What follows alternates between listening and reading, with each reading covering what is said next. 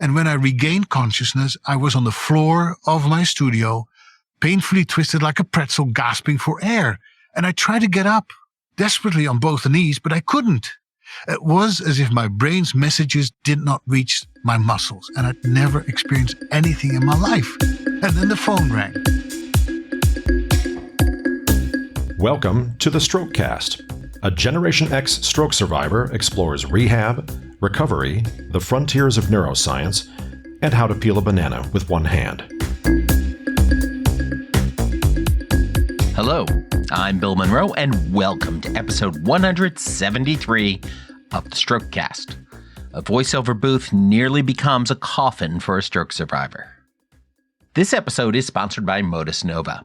To find out if Modus Nova can help you recover the use of a stroke-affected limb, visit strokecast.com/Modus Nova.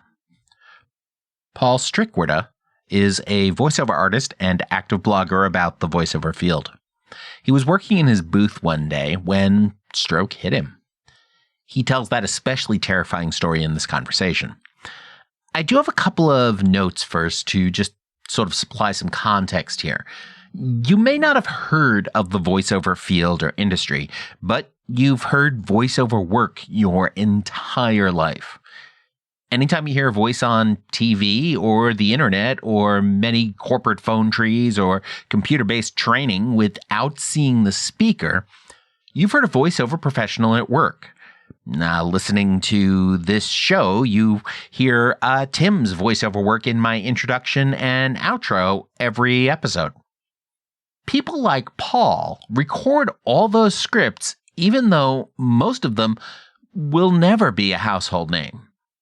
For lots of people, though, it's a fantastic career. You'll also hear Paul tear up a few times in this conversation. Many stroke survivors experience emotional lability, also known as pseudobulbar affect. It makes us susceptible to crying at the slightest provocation or laughing at inappropriate times. The slightest trigger can set off the reaction, and sometimes that reaction isn't even connected to any emotions at all. I remember in my early post-stroke days, physical exertion could trigger tears, even if I wasn't sad or feeling it. It was just sort of a physical response to the environment.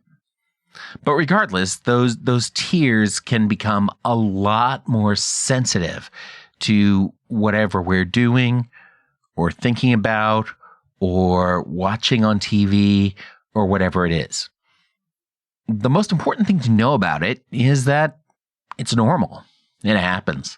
And if you experience this and if it bothers you, go ahead and talk to your doctor because there are treatments available. But most importantly, know that you're not alone. So now, let's meet Paul Strikwerda. Paul, thanks so much for joining us on the show this week. Oh, you're very welcome. I'm looking forward to our conversation. And I'm fascinated by your story because I first heard about you from the host of another podcast, the VO Boss podcast, and I'm going to include a link to that over in the show notes. So what was your life like before your stroke? What was a typical day like? Well, I'm a very happy-go-lucky guy. I'm incredibly lucky to have a wonderful wife and a wonderful life and a wonderful daughter. I was just going about my business. And as a voiceover, it means that I'm an independent contractor, a freelancer. And being self-employed means that there really are no typical days. There's no 9 to 5 or off on weekends. There's no steady work, no steady paychecks. My day was like 80% finding work and 20% doing the work. And basically, as a freelancer, you never know what tomorrow will bring. It means, on one hand, a tremendous amount of freedom because you can arrange your day in any way you like. If you don't work, you don't make money, but who cares? But the other way is you have lots of uncertainty. Every week, every month, every year, you don't know how you're going to end up financially speaking. What I love about it is that I am the one in charge. I take charge of my own destiny. I'm my own boss. I can be off schedule with the rest of the world, but the big trade-off is the uncertainty that you never know if you can make ends meet at the end of the month.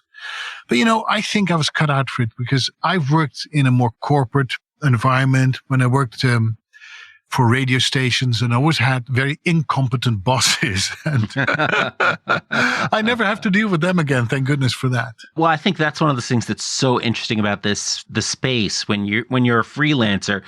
The great thing is there's nobody telling you what to do. The bad thing is there's nobody telling you what to do. Yes, you have to be super proactive and you have to kick yourself in the behind every once in a while, because if you don't get up, nothing happens. And I think I'm pretty much cut out for this, because I've been a freelancer since I was 17, 18 years old when I really started working in the media, and I've always loved it.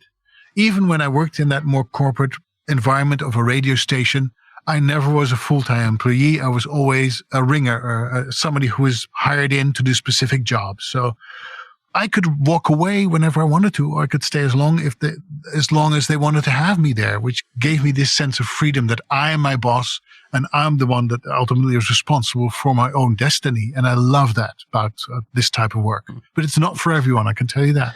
And if you like to spend a lot of time complaining about your boss, then you've got some other challenges to work through. Well, I tell people I have the most demanding boss ever, because, nobody will demand as much of you as yourself. I think that being a freelancer, being self-sufficient, really helped me in the process of healing after that stroke. And that's, I think, one of the things that people overlook is that your therapists, your PTs, your OTs, your SLPs, no matter how great they are not doing the recovery for you. They're just giving you some tools so you can do the recovery yourself. But ultimately, it's on you. It's all on you. Absolutely. So yes, and I have such tremendous appreciation for everyone who's helped me, because without them, I could not have done it. But it's a cooperation. You're not a passive victim of what happens to you, but you're an active participant. And the more actively involved you are, the greater your chance that you'll end up healing from that stroke and surviving that stroke. Exactly. It's that action-oriented attitude, that willingness and that focus on going out and doing the work that often makes the difference. And of course, one of the things when you talked about being a freelancer, 80%, you said 80% of the job is going out and finding the work, and 20% is maybe doing the work. On the day of your stroke, you were working on that 20% part of the job. So what happened that day? Well, I'll tell you, I don't remember much of what happened. It was March 26th, 2018, but it's definitely a day I'll never forget. My wife had left the house because she had to go to a council meeting. She was a council member in our local borough, and I was going to attend that meeting. And I was still in my voiceover booth, but I was preparing a very contentious custody hearing the next day, because my ex and I were fighting over the custody of our daughter, and I got very, very upset and emotional as I was reading all the court papers. I can still feel that terrifying feeling. I did not look forward to going to court, but I was imagining myself in court pleading my case and being grilled by my ex, who also acted as her own attorney. We'd been down that road before. And I'll tell you, I did not enjoy that experience at all. So I was really worked up and upset. So that was the situation I was in. Now, here's what I remember. All of a sudden, very inexplicably, I began to feel lightheaded. My legs became weak like rubber. They were unable to support my body. And I blacked out for I don't even know how long. It felt like minutes, but might as well have been for a couple of hours. And when I regained consciousness, I was on the floor of my studio, painfully twisted like a pretzel, gasping for air. And I tried to get up desperately on both knees, but I couldn't. It was as if my brain's messages did not reach my muscles, and I'd never experienced anything in my life. And then the phone rang several times. My arms reached up to the desk with the phone, hoping to grab it, but no matter how hard I tried to lift myself up, I had no strength to do it. I felt like it was infuriating and terrifying at the same time. And then a text message came in. I wanted to answer it. I grabbed my desk chair, hoping to climb up on it, but it rolled away from me. So something told me that whatever was happening to me was very serious, and I needed to contact the outside world. So let's take a look now at this environment that you're in for a moment, because I mean, as a podcaster, my sound quality needs to be good, but it means I am in my office in a regular bedroom. I have the windows closed and I have some curtains up to dampen some vibrations and just minimize some of the outside noise. But the standard for your profession is very different on the type of room that you're in. So tell us a little bit about this space you're in where all of this is happening. You're totally right about that. My space was like a 7 by 7 by 7 cubicle, but it was triple walled because no outside sounds can penetrate into the voiceover space because it's a soundproof booth. Because let's say you're narrating an audiobook. Nobody wants to hear like the leaf blower of the neighbor or the dog barking as you're narrating a book, right? So it needs to be soundproof, which means that no sound from the inside can go out either. So it was like this prison cell that was hermetically sealed by a super heavy door held together by a bolt that pulled the door inside of the studio. You cannot have any sound leaks, which also meant that there was no ventilation. I, at that time, did not have any ventilation in that booth. So as I was laying there on the floor, it dawned upon me that I was slowly using up all the oxygen in my hermetically sealed, unventilated studio. And I couldn't even shout for help because who would hear me? It was soundproof. So I was stuck. I tell you, that was not a good feeling at all. So you're on the floor of this space. You're not able to use your phone to answer the phone, to reach it, to call for help. You're starting to worry about running out of air. This is the nightmare of claustrophobics, let alone folks going through a stroke. So what happens from there? Well, here's the miraculous thing. So my wife was at that council meeting, and she was expecting me to be at that meeting. And we have this strange connection, which makes me very emotional till this very day, because she felt, as I didn't show up for that meeting, that something was wrong. Something was very wrong. She couldn't put her finger on it, but she was concerned. And the good thing about that borough council meeting is that the chief of police is there, and the fire chief is there too. And she said, I can't explain it, but my husband is supposed to be here. He's not here, and I think something might be wrong. Could you please check in on him? And that saved my life, because they promised to send a couple of guys over for a welfare check. And that's what they did.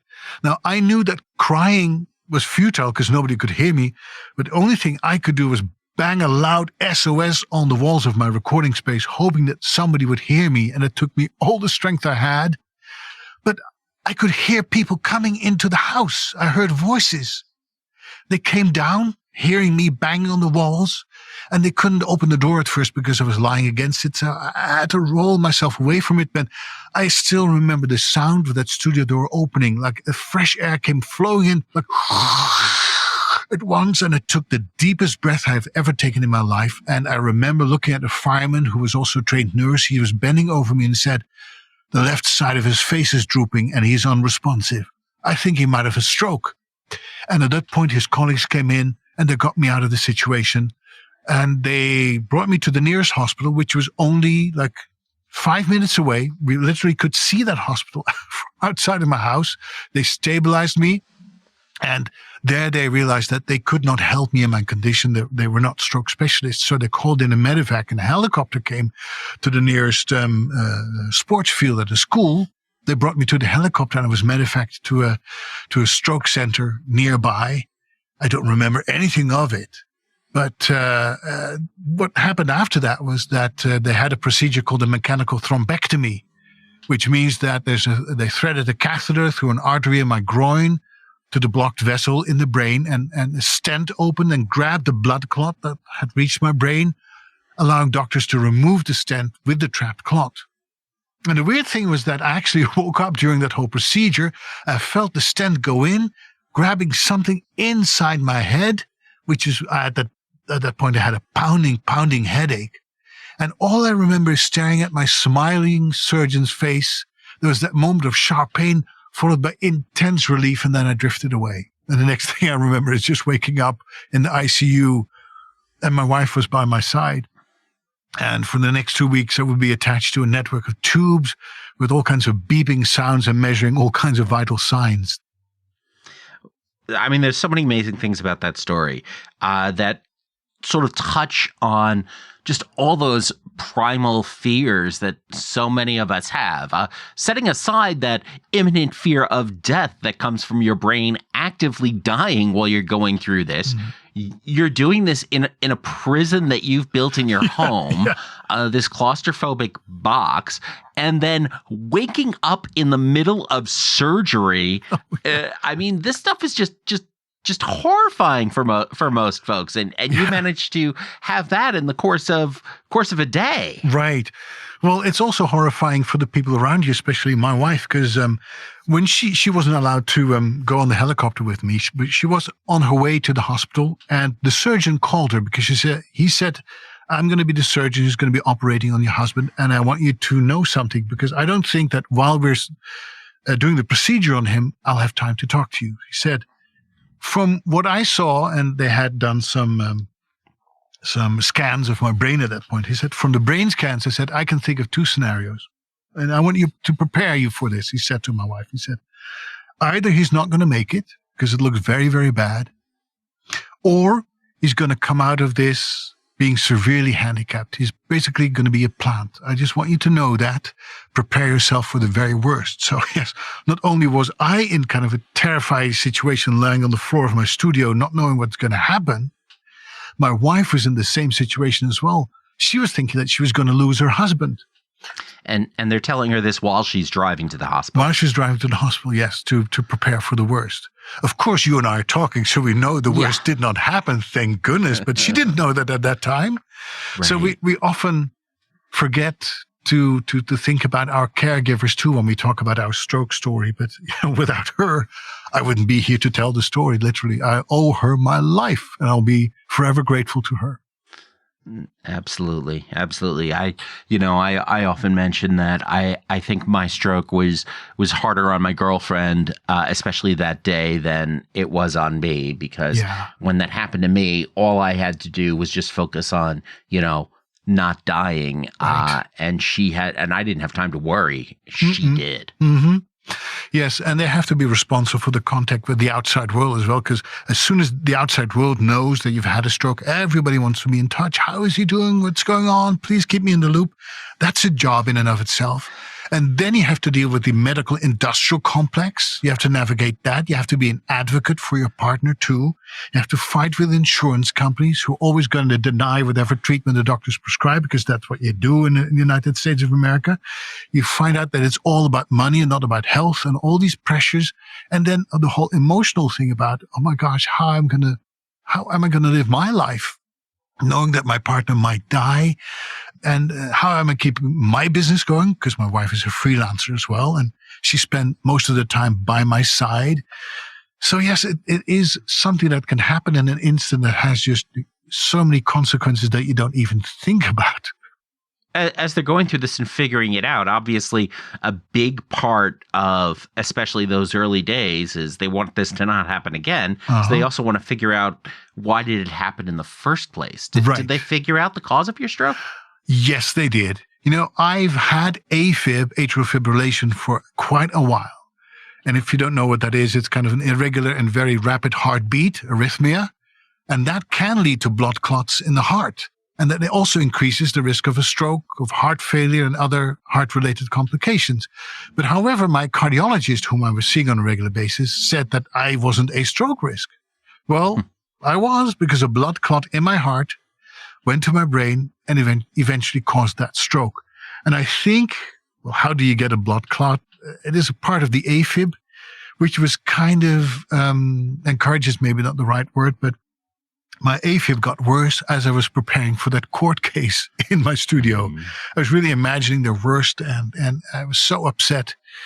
And, you also have to remember that voiceovers do not lead a very healthy life. We spend most of the time in a box talking to ourselves. We sit all the time looking at a computer and talking into a microphone. So it's very sedentary. I wasn't in very good health. So all of these things together with the AFib you have to factor in. But now I'm on a blood thinner, and has been promised as long as I keep on taking a blood thinner, things should be okay. But I wasn't on a blood thinner at that point. I wasn't even taking a daily aspirin. So I didn't know I was a stroke risk, and neither did my cardiologist think I was a stroke risk. But these things happen. Yeah, very much so. We'll include some more information about AFib in the show notes as well. But basically, when the heart gets into that weird rhythm, it doesn't force all of the blood out of the heart chambers on each beat. And when blood pools anywhere in the body, whether that's going to be in an artery or in a part of the heart, it starts to coagulate and form clots. And then when the heart does manage to successfully move some stuff along, it takes those clots with it and they just stop wherever they want. Yep. My part of it is in a nice part of my brain that I liked very much. Which part of your brain was then? Well, it's the part of my brain that was responsible for my emotions and my speech, unfortunately. Yeah, it was the right part of my brain, which means that the left part of my body was affected. I still have weakness in the left part of my body. I used to play the piano, and my left hand is total garbage now because it can't keep up with the right hand. I try to drag my left foot with me. It just feels like it's not part of myself. My speech was affected, my eyesight was affected, and all of that stabilized, thank goodness, later on. But I think at this point, as we are talking, I'm back to 95% of the person I used to be. So I'm super lucky. I realize that I'm one of the lucky ones. That is a great recovery then. I mean, do you have a favorite memory from your time as an inpatient or in rehab? My favorite memory really was the outpour of love and sympathy from all of my colleagues from all over the world on social media. You know, social media doesn't often get a good rap. After my stroke, I was very open about my stroke. I discovered that this was not true because I got an outpour of sympathy and well wishes and messages of people checking in. Oh, Paul, I'm thinking about you. I'm sending you good energy, good vibes. I'm praying for you. Our community is praying for you. Man, you know, I woke up sometimes in the middle of the night, not even knowing where I was. You're in the middle of the hospital. You're by yourself in a room. And as you can hear, I still access that memory. And there's constantly beeping sounds that are very alarming, but nobody is coming to help you. You're just by yourself. And so what could I do? I took my smartphone in my hand and I scrolled social media. And I went to Facebook and I saw all these messages from people, and it helped me so much. It was so wonderful that you really notice that you're not forgotten, that people care about you. People are kind. And that's something that we dearly miss. You know, social media has this rep of that people can be so harsh and mean to one another because they're anonymous and they can say whatever they want or they hide behind fake identities. Well, at that point when I had my stroke, when I was at my worst, I really found out who my friends were, and they were everywhere, all over the world. And, you know, at that point, people already knew me because of my voiceover work and because I write a blog that happens to be super popular. And so I have many connections in the voiceover world. On every continent, I know people. I often joke that if I go to an airport today and I jump on any plane and they take me to any destination, as soon as I've arrived on the tarmac, I can call anyone who's in the voiceover business and I can have a cup of coffee with them and maybe stay overnight too, because that's how connected I am. And all these people were there. And they were there for me, encouraging me, supporting me, sending me their love. And especially in those dark, lonely nights, that's what really helped me get through it. That was probably my favorite memory from when I was in the hospital. I'll never forget it. That's so important. I mean, one of the things that has been just so great about the rise of social media over the last 10 or 15 years is that it has given so many more people a voice that they can share, that there are no gatekeepers. If you have something to say, you can say it. And it has enabled so many people to stay connected and reach out in the worst times of our lives. And even after that, it has given so many people, especially people living with disabilities, a a voice and a platform to connect with the world and to share their experience in a way that just was not possible 20 years ago. That is so valuable. And I also connected with people who said, well, my partner's had a stroke. I never knew that, but all of a sudden, me having a stroke gave them an opportunity to tell them about a stroke and about the stroke experience. So we started exchanging ideas and experiences and therapies. And people sent me books about the plasticity of the brain and how people can actually survive and help them thrive after a stroke. So it was really basically this free bundle of love and joy and advice and support that really carried me through this very, very dark period in my life. And social media can be a curse totally, but it can also be a tremendous, tremendous blessing and a force for good. And if you are one of those people that was connecting with me at that time and you're listening now because you said, oh, that's Paul, let's hear what he has to say, I want to thank you for being there for me. Because still this day, I remember it and I will never, ever forget it. I never take any friendship for granted. And I only hope that I can give a little bit back to the people who gave so much to me.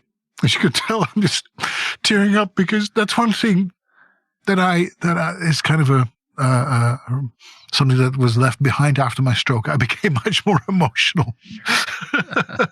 I was a pretty touchy-feely guy, but I didn't show it much. I was very down to earth, a matter of fact, and logical, rational person.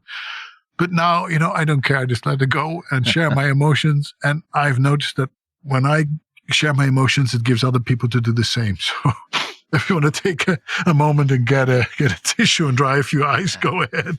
But it's just so beautiful that people can be there for each other and reach out. And some people, to you, if you're listening to this and you know that some people are in a tough situation, you may think, well, what good would my words do? They're in the hospital bed. They probably don't want to hear from me because they're fighting off whatever they're fighting, or they're recovering from an operation. But do it anyway. Just say a few words of kindness, of encouragement, because these people, when they wake up after their procedure, they will go on social media. They will look and they will feel supported and encouraged. But the small things that you do, the small things, as they say, are the big things. Very much so. And that's really what you remember to this day. And that's what sticks out. And and that's just the tremendous impact that has. Really makes a difference. And the other thing you mentioned there too was that you've got friends reaching out and saying, oh yeah, my partner had a stroke, and you never knew that. I think that is one of those things that is also really important for those of us who are comfortable sharing our stories. And not everybody is, and I totally respect that. But 25% of adults are gonna have a stroke in their lifetime. Right. And yet we still have this sense that we may not know anybody who's had a stroke. You probably do, or somebody is connected with somebody else who has had a stroke. It is so much more common, and a lot of times we just don't know it. Right. And I was a little bit hesitant in the beginning whether or not I should talk about it, because I make my living as a voiceover, and one of the results of my stroke was, at least temporarily, I lost my voice. And, if I would tell the whole world about it, would people still hire me for voiceover jobs? They're the guy who lost his voice, Once you get this label of being handicapped, you're no longer seen as somebody who's reliable, who can do what he promises to do. And so I said, maybe it's not very smart to tell the whole world about my stroke. But then again, I said, my experience has to have some meaning, because what happened to me is meaningless. There's no reason I can think of why somebody would have a stroke, other than what I just described you, how I got that stroke. But there's, when an illness happens to people, they want to know why this, why me, why now. And I found that, to me, there is no why. It just happens. It's unfortunate, but strokes happen to people. As you said, 25%. and we don't think about it. So, but what I discovered is that by talking about how it happened to me, I'm describing symptoms to people that those people who have never heard about a stroke learn to recognize. So when they remember my story, they can recognize when somebody else near them has a stroke or when it happens to them. So my story can actually educate people and can give people hope as well that recovery is possible, that there is a life after a stroke. And that just because you've had a stroke, you're not incapable of doing things. You know, at the moment that we're recording this podcast, we have a stroke survivor, John Fetterman, who was a candidate for the Senate in Pennsylvania, and he just had a debate 5 months after having had his stroke. And of course, he's not completely articulate, but the man is not crazy. He's not dumb. He's still a rational and very intelligent human being. Just because you've had a stroke, it doesn't mean that people have to write you off. You are still a valuable member of society whose life has meaning and has value. So when people see me as a stroke survivor or a guy like John Fetterman come on stage, talk about it, be articulate as much as they can, that gives other people hope as well. So I mean, you're reaching out now. You're telling your story. You're helping folks learn more about what's going on just by living your life. Mm-hmm. What is one thing that you wish someone had told you in the early days and in those first couple of weeks with all the beeping and tubes and background noise and worries and dealing with the bureaucracy? What is one thing you wish someone had told you back in those days? Well, that's such a good question. And my answer is going to involve my wife yet again, because she really was my pillar of support. So one day she came to visit me in the hospital, and I was still half asleep, half awake, I don't know. But when she came into my room, she overheard two doctors at my bedside basically saying that my condition was kind of hopeless. Literally. They talked about it. They said, well, you know, this guy probably not going to make it.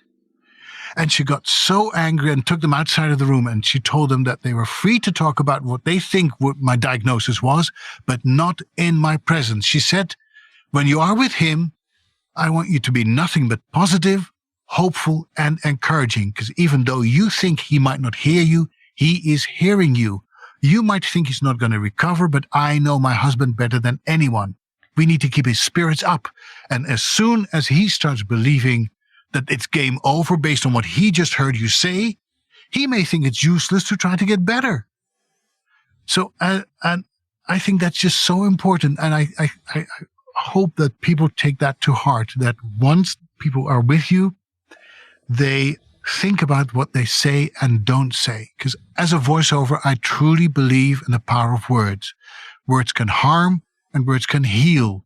Words can express a belief, and a belief can become a self-fulfilling prophecy. And my wife realized that. So I'm so grateful that she did that. And from that moment on, everybody who was taking care of me was instructed to be positive, to be hopeful and supportive. And I think because they expressed that belief in me that things could turn out for the better, I started believing it. And as soon as I started believing it, my mindset changed, and my mind gave my body those signals too. Because, you know, we have this strange belief that mind and body are different, they're separate from each other. They're not. They're all part of the same being that is you.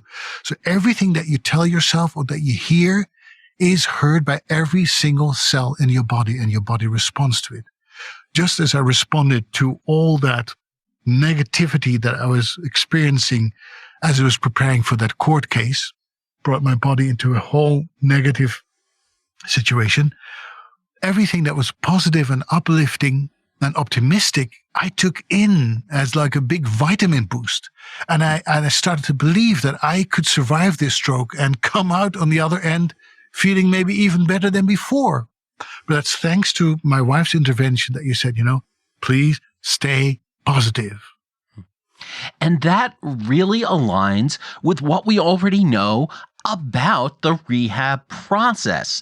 The reason why my PT wanted me to do, 10 sit-to-stands or 20 sit-to-stands and keep doing these exercises again and again and again is that to drive recovery, to drive those new pathways in the brain, that neuroplasticity, it takes repetition. And the more you can repeat a pattern for your brain, the more likely it is to develop those connections. Nerves that fire together, wire together. It's the core thing that underlies all stroke recovery. But it's not just about accessing your limbs. It's about accessing your mindset, because the more you repeat something in your brain, the more those nerve cells are going to wire together to make that a reality. And if that is a conviction that you are not going to get better, that it's all over, you know what? Your brain is going to make that happen as well. Exactly. And I learned this early on from my dad. My dad was a minister and he was a chaplain in a hospital. And I had a conversation with my dad that I'll never forget. And he said, Paul, I've been here now doing this work for 20 years and something strange is happening. I think I can predict which patient is going to survive or not. I said, how do you do that? Well, he said, I can listen how they talk to themselves, about themselves, and about their chances of survival. And if someone, for instance, who is very religious, believes that the cancer that they got, that they're suffering from, is a punishment from God, that they have to endure, then that person's chance of survival diminishes dramatically. Whereas somebody who believes that God is really, to know God is to know Jesus, and Jesus was on earth to heal people, to raise them from the dead. Jesus doesn't want people to suffer and die. If that's their belief, they're much more inclined to be optimistic and to work on their own healing than if the person said, I have to endure this punishment of God. So the way you approach what's happened to you is vital to your recovery. If you think it's all going to end and it's not going to get better, it won't. But if you believe that you can overcome this and that you can do everything that you're able to do at that moment, maybe it's on just a small step, but it starts with the smallest of steps, then you give yourself a way greater chance to come out of it better at the other end. And you have done tremendous work in getting better and in making that happen and in returning to your voiceover work. But I mean, how did the stroke then impact your voiceover work and of course losing your voice in the early days? Oh man, that was really frightening. They say once you lose your brain cells, they never grow back. So I didn't have my voice, so I didn't know if my voice would ever grow back. I felt like a soccer player without legs or like a painter who lost his eyesight. I thought this is the end of my career. But thankfully, in bits and pieces, it came back because, as you can tell, I'm pretty much a blabbermouth and I need to talk. I need to reach out and communicate. And there's a reason we've both spent way too much money on microphones. The strange thing was, though, when my voice came back gradually, I sounded like a robot. I could not access my emotions. And they stayed hidden from me behind a door. That's the only way I can describe it. For quite a while. It's like part of my brain I could not access. But it took lots of speech therapy, physical therapy, cognitive therapy to bring me back to a new normal. So I can tell you that once I was discharged from the hospital, I had to go to speech therapy twice a week. And it was so much fun because all they gave me really was things to read. And I knew that my brain was good at reading stuff from scripts. And they asked me, they really got a kick out of me telling them I was a voice actor. They gave me these scripts and asked me to do it in different accents. So they made me play with it, have fun with it. And that was so important. So I really felt like, I wasn't only recovering from a stroke, but I was really training to become a better voiceover. I was training to become a better voice actor. So, I had to learn how to breathe again, how to sit upright again, and how to enunciate. So it started with a single word. A word became a sentence became a paragraph became a chapter, and eventually a chapter became a book. And every time you do that little thing, you make a little bit of progress, you know that there's hope. Because if you can make that first step, you'll know you can make the next and the next and the next. And the more you do it, the more you go at it. The same thing with my physical therapy as well. The more progress you make, the more encouraged you are. And I came to a point that I thought, I can beat this. I have a future again. I don't have to give up doing voiceovers, maybe I can have to do it differently because my attention span had suffered a little bit, of course, and I still wasn't enunciating the way I was used to, but I also had to learn, and that I visited a neuropsychologist. I needed to think about my life and about my future in a way that I would accept that I would no longer be the person that I used to be, and that I should stop comparing myself to the person that I was. Because that's not fair. My neuropsychologist and I talked a lot about loss, because he said what's happened to you is really a grieving process. You feel the anger, the desperation, the resignation, that things will never be the way they are. And they're not going to be. There's a new you that's emerging out of the ashes of a stroke, and it's up to you to become that new person with your limitations, but also with new possibilities. Also, another thing that's important for me was that I always had to be the person who would help people. And now all of a sudden I was in a situation that I needed help from others. And I felt so guilty, and I wanted to help out, but I couldn't. But I discovered also that it is a blessing to someone else to have the opportunity to help you and to give back to you what you've given to them. And that it's not a weakness to ask for help, that it's a sign of strength. And so my stroke has given me lots of insights into life itself, renewed appreciation of life itself, not only professionally, but most of it probably personally, and it's so interconnected. And there's so much in there to unpack. I think one of the things that I found helpful is that when you're suddenly in this position of, historically, you've been the one to help other folks and to do things for other folks, and now folks, you need help, and folks want to help you and want to do things for you. I found that it helped me to think about, well, the best way that I can help somebody here is to help them relieve their stress by giving them something to do. Right. And accepting help becomes a way of giving help to others. And it's a little mind trick, but it helped me. Absolutely. It is very important. Instead of feeling guilty that all those people came to me and helped, I felt grateful. So change your guilt into being grateful for that. Because I think that, I'm Jewish, and they think it's a blessing, a mitzvah, to help other people. That's why are we on earth? That's the basic question that everybody's asking themselves, of course, at some point in their lives. And it's to be there for one another, to be of help. And my wife has multiple sclerosis, and I was the caregiver for so many years. She's very healthy and very active, and she's not the typical MS patient who is wheelchair bound and deteriorates from year to year. No, she's also somebody who had beaten the odds of something that happened to her that she didn't ask for. So she was my inspiration, but there were things that I needed to help her with as well. And now she was my strength and my help as well. So yes, be open to help, welcome it, be grateful for it, because it is a two-way thing, because you're helping the helper as well as you're helping yourself by accepting their help. So when your stroke started, when it impacted your voice and your speaking, was it just the mechanics of speaking and accessing the emotional affect to give to your words, or were you also dealing with aphasia and the challenges of trying to get access to your vocabulary? Well, there's two things. One part of me was like my voiceover work, where people would give me a script and I would read words off a piece of paper. That was pretty easy because the words were there. I didn't have to search for them. They were there for me to read.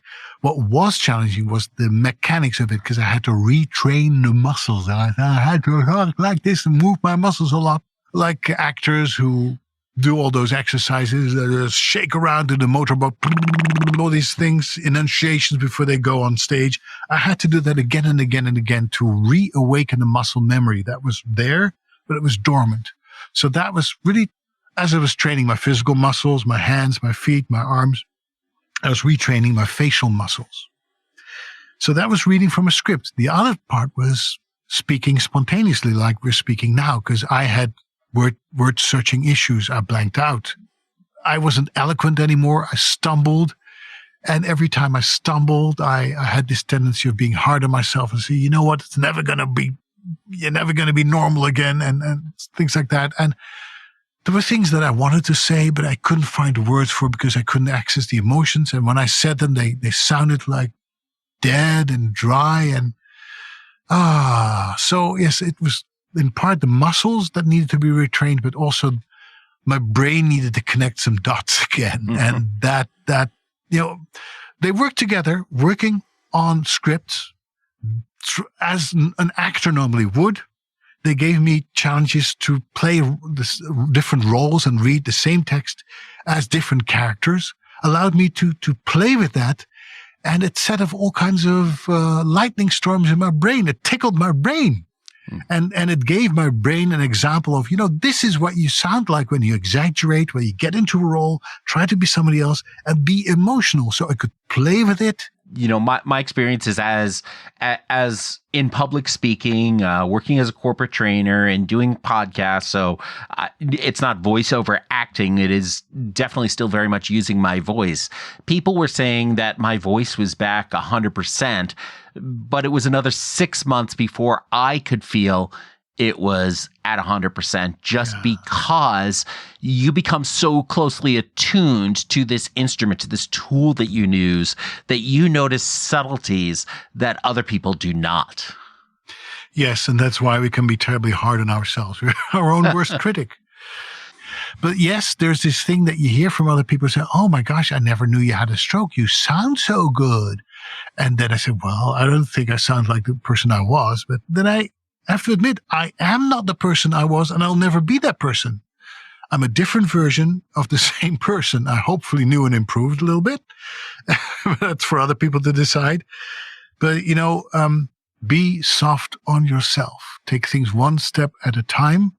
And when other people say, you know what, I can't even see that you have had a stroke, well, take it as a compliment. Even though it can be frustrating at times, because there's that sense that, no, I did have this major life experience and don't deny it, but yeah, they mean well when they do that. This whole voice and recording and editing experience is such a weird one for most folks. I mean, a lot of folks hate their recorded voice, in part because none of us ever hear our own voice live and what it actually sounds like, because we hear our voice coming through our brains and our skulls and all the matter in our head. That's what our ear hears, rather than what other people hear with it coming out of our mouth. It takes sort of a special breed to want to go into this kind of space and live with these recordings. I mean, why did you choose to go into voiceover to begin with? Well, it was really never a conscious choice. I never set out to become a voice actor. I wanted to become a professional musician. I wanted to become a conductor. I studied musicology in the Netherlands, which is kind of, the history of music and performance practice. But soon as I was studying, I discovered that I wasn't exactly the person the classical music was waiting for. So during my time at university, I won a contest at Dutch National Radio, and the prize was an internship learning the ropes of radio making. And I said to myself, I may never become this famous conductor, but I could always become a radio host talking about classical music, playing CDs and stuff like that. And the radio professionals I was working with thought I had some talent, and eventually I landed a real job at a radio station.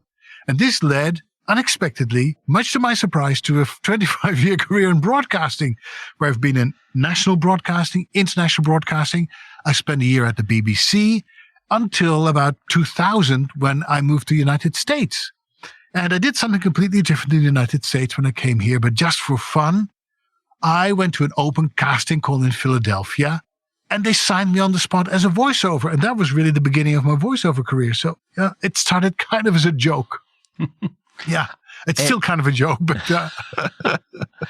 it's amazing how we just start pursuing things that are interesting to us, and the paths that it opens up and that we find ourselves down 20 years later.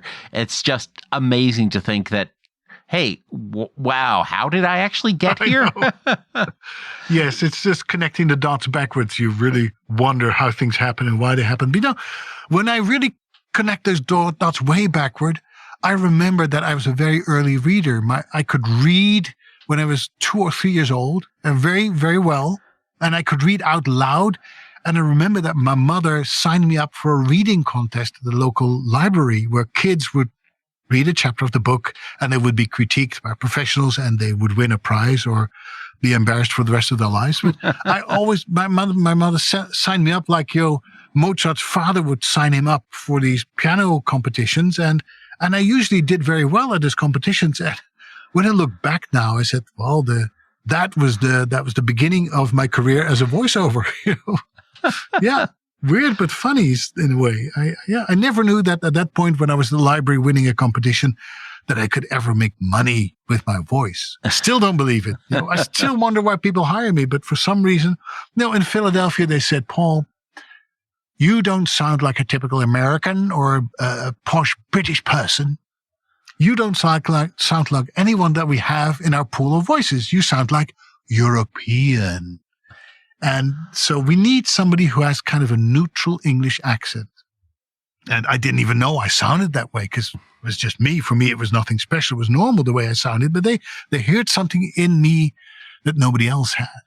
And I think that is part of the secret of doing well in this voiceover business. You got to have something that nobody else has, but you don't know it because it's you and you don't realize that you have it. So that was a kind of wake-up call for me that I, in the United States of America, didn't sound like most people. Some people said, Paul, you need to do an accent reduction training because then you'll get more jobs. But I said, no, I don't want to sound like everybody else. I don't want to have an American accent because that wouldn't set me apart. So that was my luck, I guess. But again, something very unexpected. That's something that was normal to me, was very special to other people. And now I make a living with that silly accent. And people want to talk to me for podcasts. Can you believe it? I know. It's amazing. I know. It's so weird. So you've also then, of course, and we'll have some of your clips in the show notes as well, so folks can see if maybe they remember that IHOP commercial or some of these other things they've seen.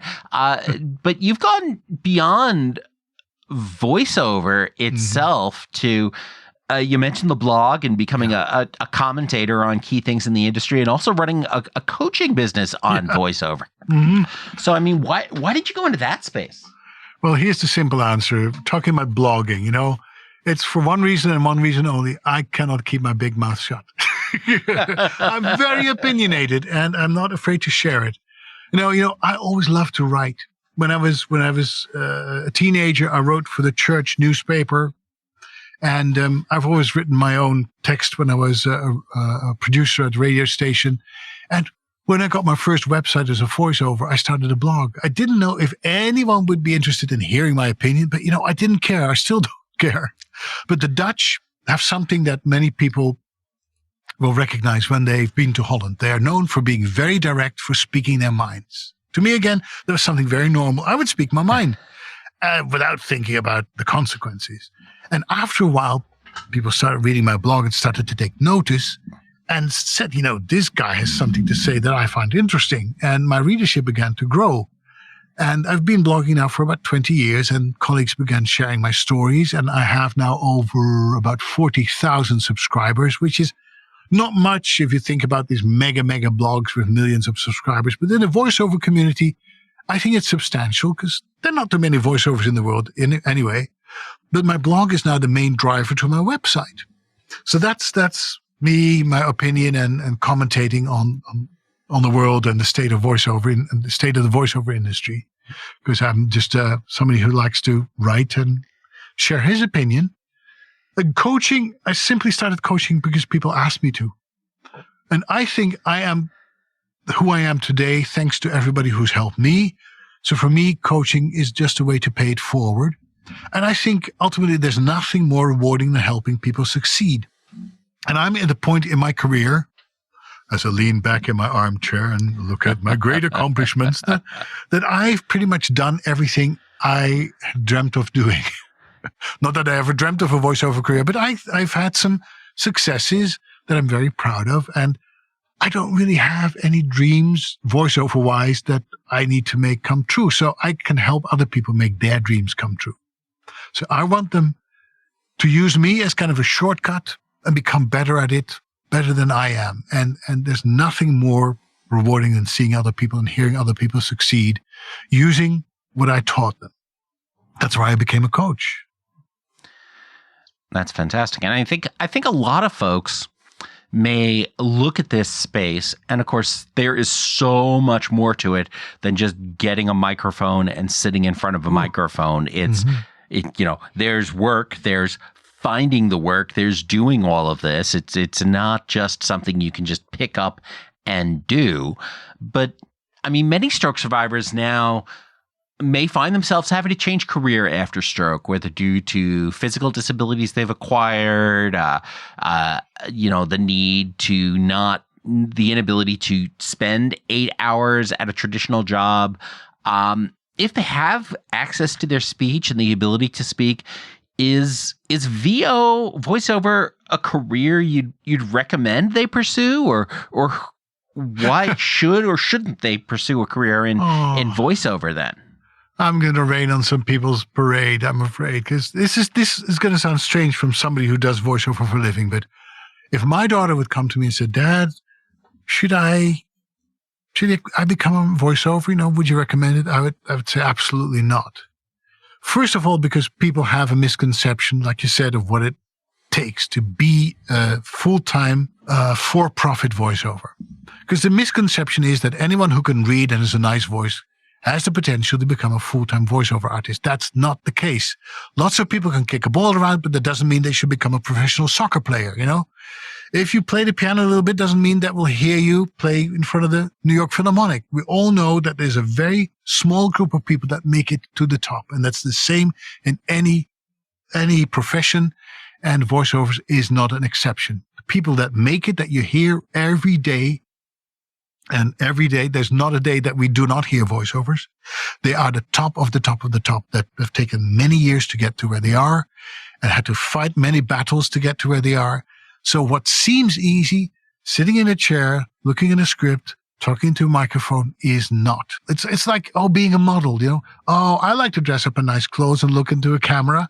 But as soon as people have a camera pointed at them, they feel self-conscious. They become aware of where their hand is and where their foot is and their facial expressions and how their hair falls off of their face. And, they find out that it's hard to be spontaneous or to appear to be spontaneous, whereas everything is really fake. And that's part of voiceovers. You got to appear to sound spontaneous, that you make it up on the spot, but it's not. Just like the pianist who's playing a Beethoven concerto, he needs to play every single note perfectly and then make it come across as if he's composing it in the moment. That's the same thing that voiceovers do as well. There's so much going on at the same time that it's so challenging. And let me name a few things that make a career challenging. You mentioned finding work and staying in business. That's the number one thing. Just because you have a good voice doesn't mean that you'll have work as a good voice. Some people start with, "Oh, Paul, I can do an awesome Sean Connery impression or Morgan Freeman impression, or I can do an awesome Arnold Schwarzenegger." Well, those people already have jobs. They corner the market. We don't need another Sean Connery or Arnold Schwarzenegger impersonation. But once you have work, it's usually one-off things, and it's hard to get returning work. So you need to stay in business and need to work at it all the time. So you have to deal with unpredictability in a society that prefers predictability. If you go to the bank for a mortgage and they tell you, and you tell them that you're a freelancer, that you do voice acting, nobody's going to want to give you a mortgage because they know it's unpredictable. You never know how much money you'll make at the end of the month. You never know what job you're going to do, or whether you'll be asked back for the same job. I've had people that have been the voice for a brand for 10 years. All of a sudden, the phone stopped ringing. And they hear a commercial, and it's somebody else doing their work for that brand. They never got a phone call. They never got a thank you. It's just end of story. And that's so hard, too. You need to be able to manage disappointment and rejection the sheer loneliness of being in a dark space, talking to yourself without getting any feedback, landing maybe 2 out of every 100 jobs that you're auditioning for, and then staying healthy, doing a job that requires you to sit in front of a computer and a microphone all day long. Man, you got to be committed and enthusiastic if you want to pursue a job like this. I would not do it. And the last thing is the arrival of artificial intelligence. There are now computer programs that you feed a text to and they can read it and they sound like a normal person. It's used in Hollywood all the time when they have to re-record the lines of certain actors, and the actors are too expensive to bring in again for a couple of hours. So they take the lines that the actor has already spoken, feed it into an algorithm, into a machine, and give them the lines that need to be re-recorded, and the machine spits it out as if it's the actor himself or herself. It's amazing. Even with all the emotion in it. So usually in the past, we used to think of artificial voices sounding like a computer, like Stephen Hawking, he always talked like this. It's not like that anymore. Artificial intelligence, artificial voices are going to take over, and technology has advanced so much that at some point it will put me out of work. And what I can do is, my only hope is that I can record the sound of my voice, feed that into a computer, and then they can have a computer program that sounds like me that I can license off to other people. That's my hope. So would I recommend people start a voiceover career? Nah, not really. Sorry. But once you get to a certain level, it's the best job in the world. That's a sad thing. It is so much fun. Every day is different because it's unpredictable. I get to read scripts that teach me things that I never knew.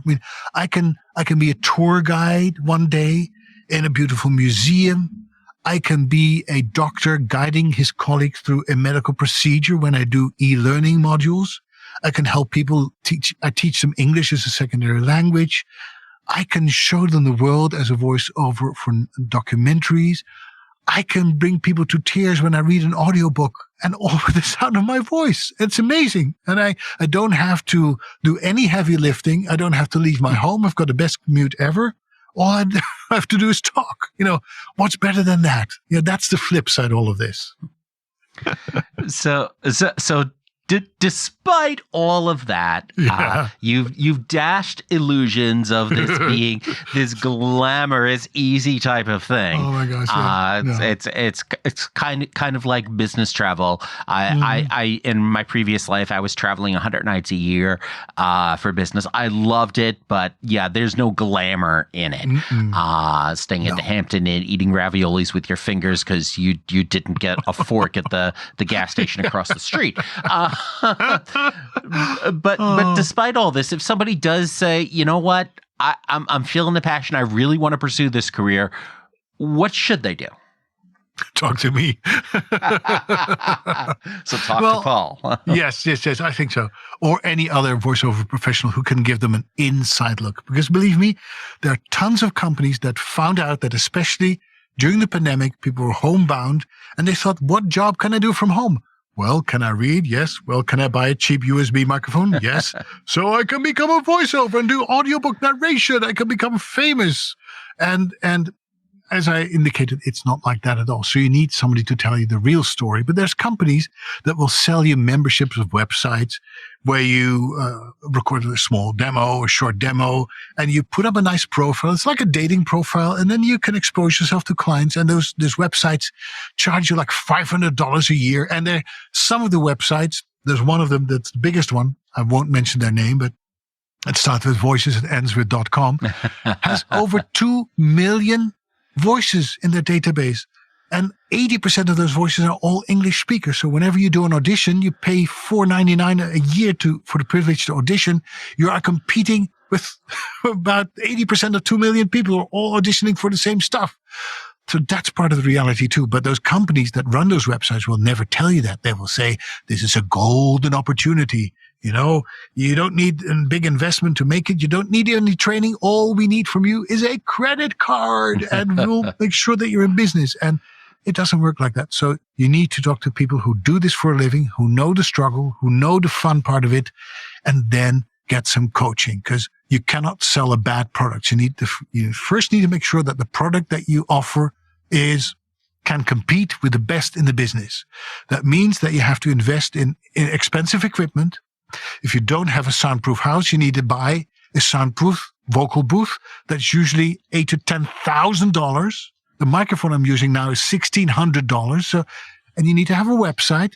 That's not cheap either. And you need to constantly market yourself. That's not cheap either. All these things require a tremendous investment. And that doesn't guarantee that you'll ever find work either. And the sad thing is when I open eBay and see all these people that had a dream of becoming a voiceover, and they're selling their stuff on eBay because they didn't get a bite. They kept on throwing out they kept on fishing and never got a bite. So please talk to the people.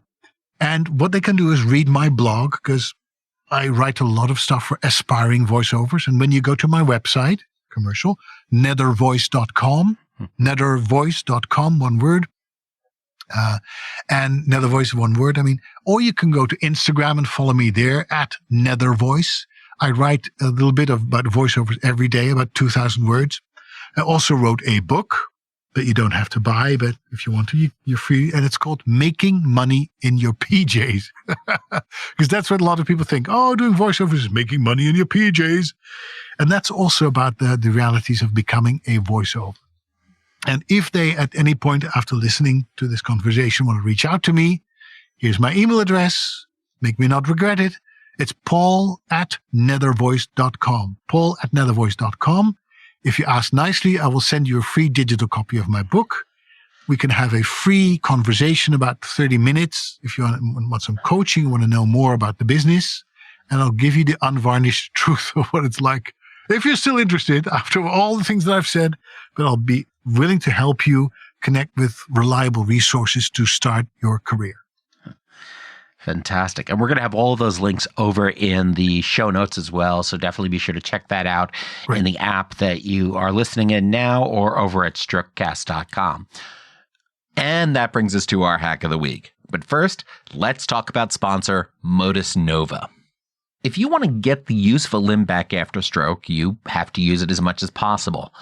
Maybe that's through vigorous exercise, and maybe it's just a slight motion. Those motions and repetitions can help drive the changes in the brain needed for limb use. And Modus Nova may be able to help. The Modus Hand and Modus Foot are AI-controlled, air-powered robotic exoskeletons that help you get in the thousands of repetitions you need for stroke recovery. And it's all while playing video games. To learn more and to find out if Modus Nova can help you, visit strokecast.com/Modus Nova. And use promo code STROKECAST to save 10% off your first month. And now back to our hack of the week.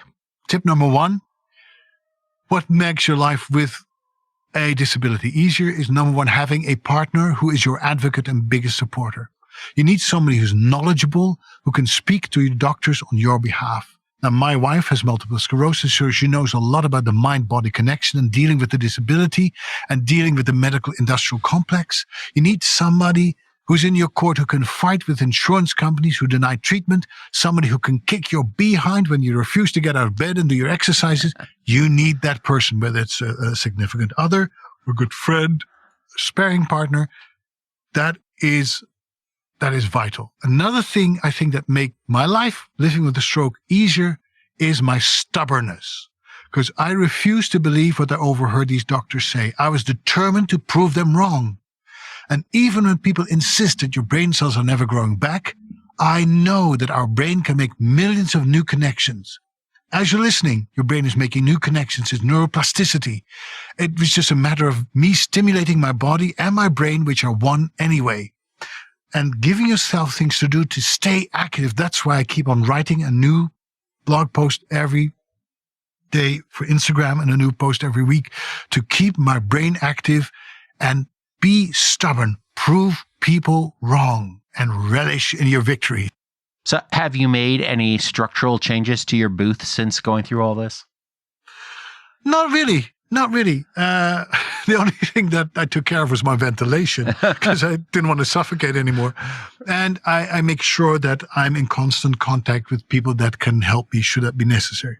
My recovery, they're not worried for a relapse at all. I've been stroke free for a couple of months now, and they took care of the AFib as well. They went into my heart. I forget the procedure that they did. See, that's one thing. That's one remnant of my stroke that I can't come up with the word, but there's a surgical procedure where they go into my heart and scar it, and to make sure that my heart, the rhythm of my heart became more regular again. So I no longer have AFib, which is also helping.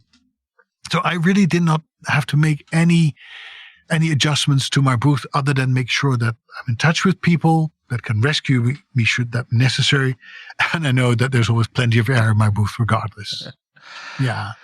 Because without ventilation, not only is there that threat of suffocation should you lose the ability to open the door, but those things also get really warm. I know. Yeah. Yeah. So the recording space I'm in now is like 16 by 16, and it's different from 7 by 7 cubicles. So yeah. It's much more pleasant. I didn't have any windows in my old booth. Now I have a huge window looking out on beautiful Vermont maple trees. It's phenomenal. There's daylight in my studio, and all of that helps. It's all help. You need to create an environment for yourself where you can thrive. And that's what I did. Because, I'm spending most of my time here, and I might as well make sure that I have a good outlook on life, literally and figuratively. And I look at those trees and I see how beautiful they are in the summer. I see the seasons, and I can see the snow accumulate in front of my window. It's gorgeous to have that connection.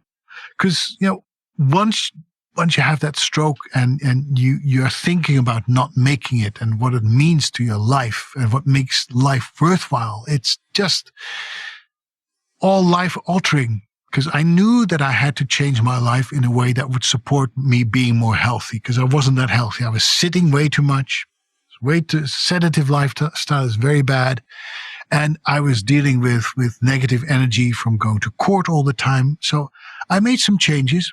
I stopped connecting to people who were draining my energy, who were kind of poisoning my well, so to speak. And I had to change my ambitions as well, because I knew that I didn't want to pursue the voiceover career the way I had been doing that in the past. Always bigger, better, faster. Nothing was ever good enough. And now I'm more happy where I'm at. I live in the moment instead of, I describe it sometimes as going out for dinner. Some people go out for dinner. As soon as they're eating their appetizer, they already start thinking about the main course. They're not enjoying the appetizer because they think about what's next. And when they have the main course, they start thinking about what's for dessert. So that was the way I was living. Now I live my life when I have my appetizer, I enjoy my appetizer. I don't even think about the main course. That's how I live every single day. And it made me less stressed.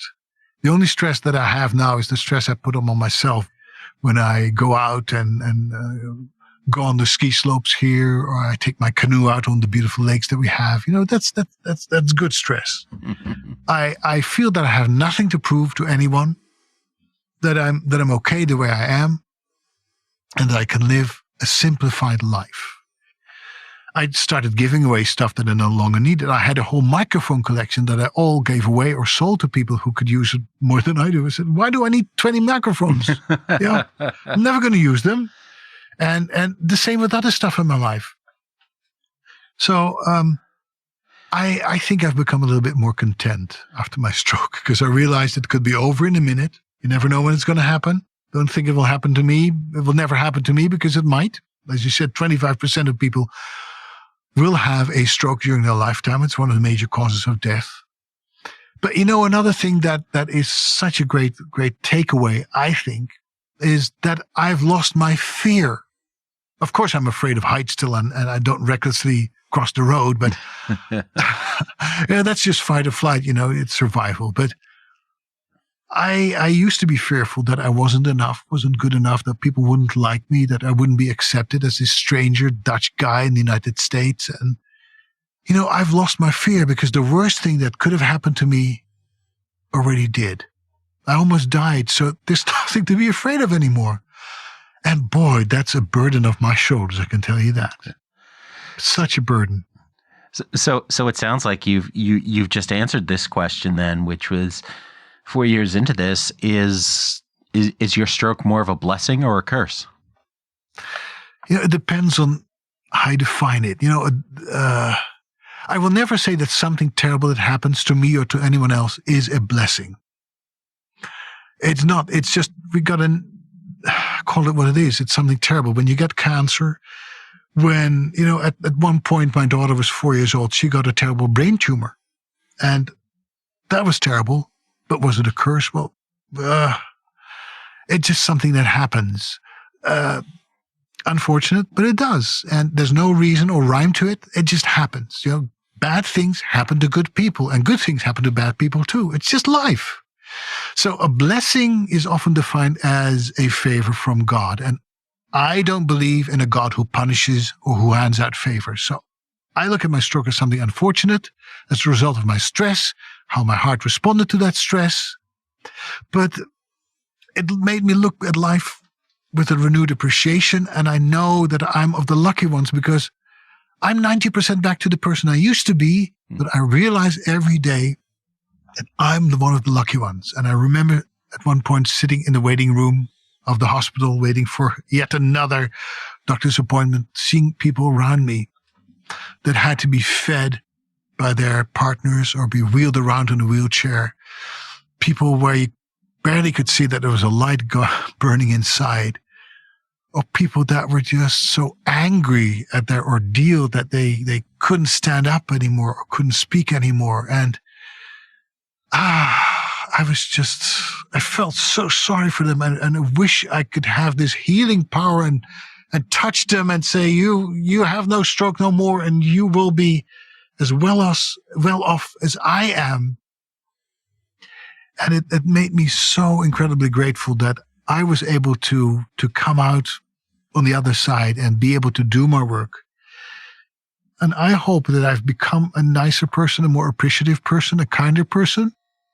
It made me appreciate the people in my life better. That I've never said that I loved them. She could tell it still moves me. I had people in my life that had been there all the time and I didn't see them. I did not hear them. I did not acknowledge them. I didn't even say thank you. And one of the first things I did when I felt that I was well enough to reach out to other people is to go to these folks who were there, had been there all their lives, and thank them for what they did and who they were. So yeah, it's been life-changing. I didn't ask for it. But I guess in a way it might be a blessing, but it all depends on what you do with it, It definitely, I'm not happy it happened, and if I could choose, would I ever want it to happen again? I'd rather not. But I can only hope that I've become a little bit of a more appreciative person, a nicer person, a kinder person, somebody who's more content, more there for other people than for himself and his career and his fame or whatever that is. Because, it can all go away in an instant. It's not important.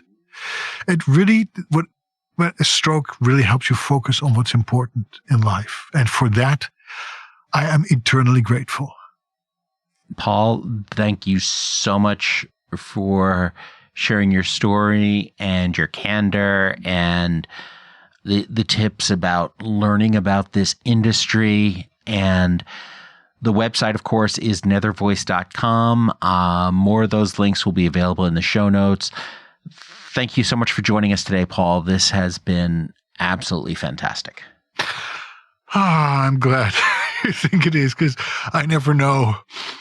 I always hesitate to listen to myself because I always ask, did I do well enough? Was I good enough? Sure. But if I'm inspiring one person today by whatever I said, it's worth it. And let me thank you for the work you do, because I think it's so important. Because a lot of it about stroke is unknown. People think it will never happen to me.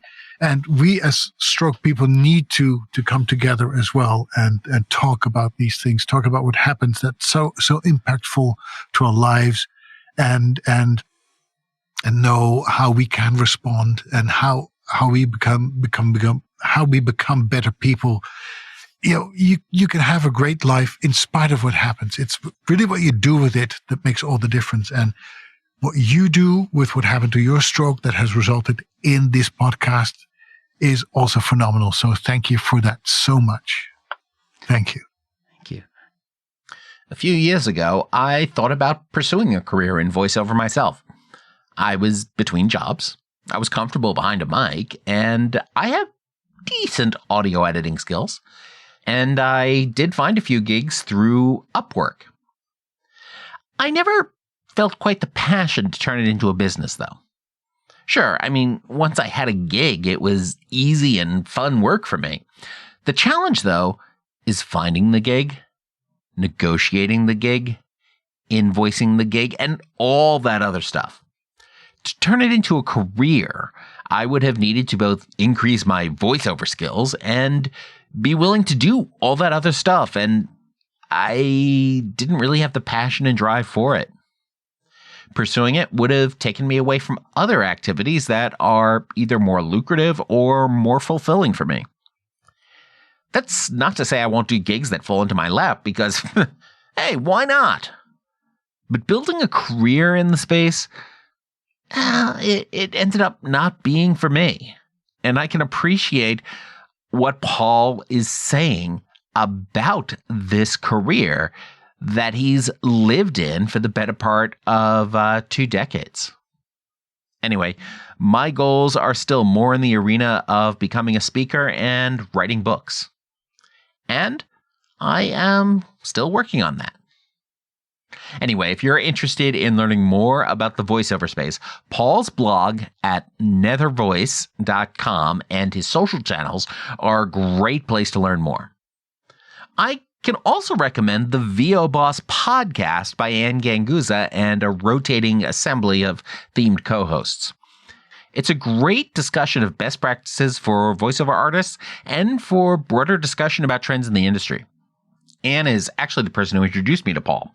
I had reached out to Anne to see if she knew someone who could talk about whether voiceover is a good career option for stroke survivors who find themselves needing a new career after their stroke. She really came through with this referral to Paul. So thanks, Anne Ganguzza of the VO Boss podcast. In other news, I received an email from listener and stroke survivor June Hawkins. Thanks for reaching out, June. And thank you again for the kind words in that email. I mean, your comments about the show and your experience with listening, I mean, that stuff really puts fuel in my tank to keep going.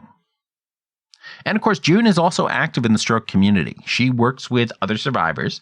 She runs a writing workshop designed to help stroke survivors access their creative ability through writing prompts in this virtual writing workshop. You can learn more about this program over at withastrokeofmypen.ca.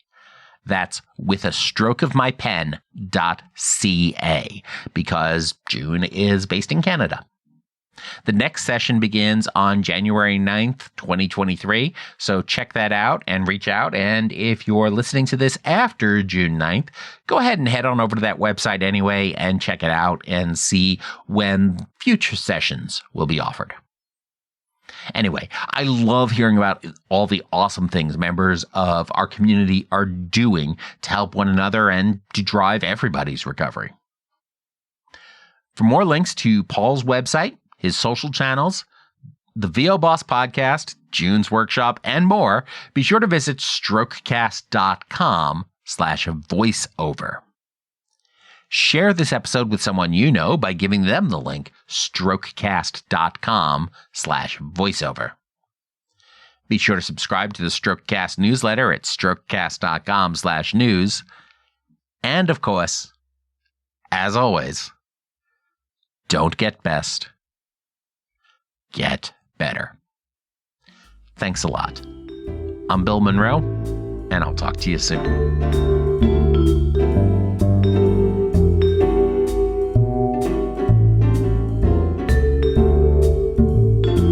The Strokecast, Bill Monroe, and Bill's guests provide general information and entertainment, not medical advice.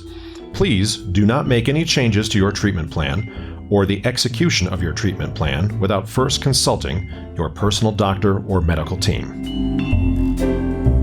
The Strokecast is a proud production of the Currently Speaking Podcast Network.